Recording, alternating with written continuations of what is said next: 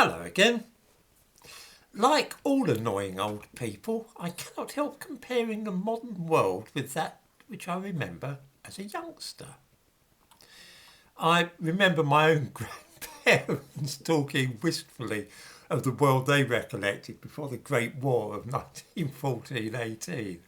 So I suppose this is quite a time-honoured tradition.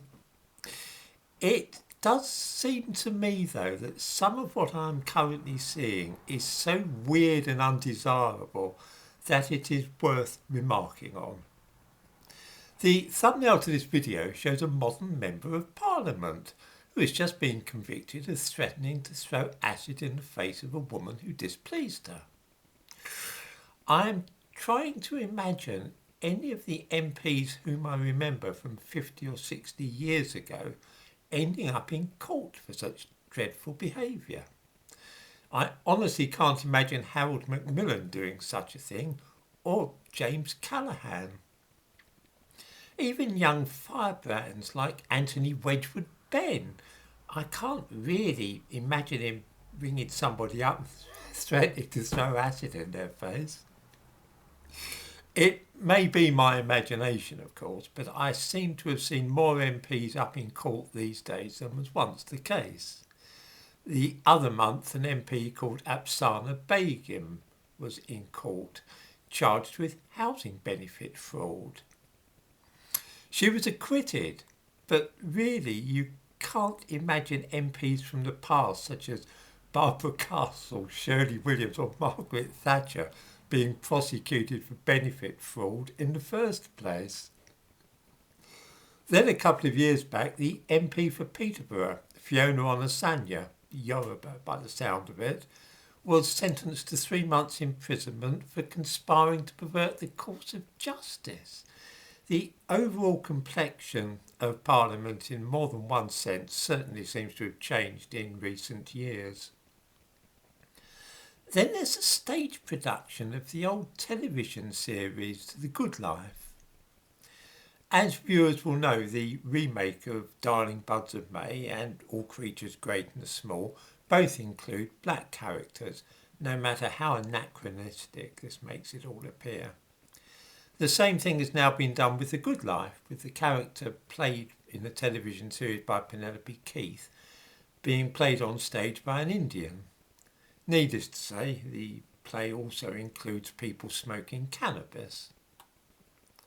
Finally, the women's officer at Cambridge University is keen to tell us that it's not only women who can experience misogyny, which will be surprising news to some of us. Many people, old fossils like me for example, actually think that this is the very definition of misogyny. Perhaps this interesting new take on misogyny has been prompted by the fact that Milo Eyre-Morgan, the new women's officer, is, well, actually a bloke. So at least I assume, since he wishes to be referred to by male pronouns and was born with a penis. I give a link in the description to this video of a clip of him talking about why he should be the new women's officer. I'm not sure how much notice I will be taking of what a man has to say about misogyny, mind. I think that kind of thing is really for women to decide. I may, of course, be wrong about this. I mean, the new women's officer may be a transsexual, that is to say, a biological male who wishes to be thought of as a woman. But if so, it's odd that he wants to be called him. He's issued a handy guide so that students at Cambridge can spot TERFs. For those of you unfamiliar with the expression, TERF is an acronym for Trans Exclusionary Radical Feminists. These are people apparently who believe in sex-based rights and protecting women and girls. How shocking! This kind of thing is seemingly indicative of a deep hatred for trans women. Well, I certainly believe that misogyny concerns hostility to women, and I'm also a firm believer in sex-based rights and also protecting women and girls. but I really don't have any hatred for trans women. It's all very strange.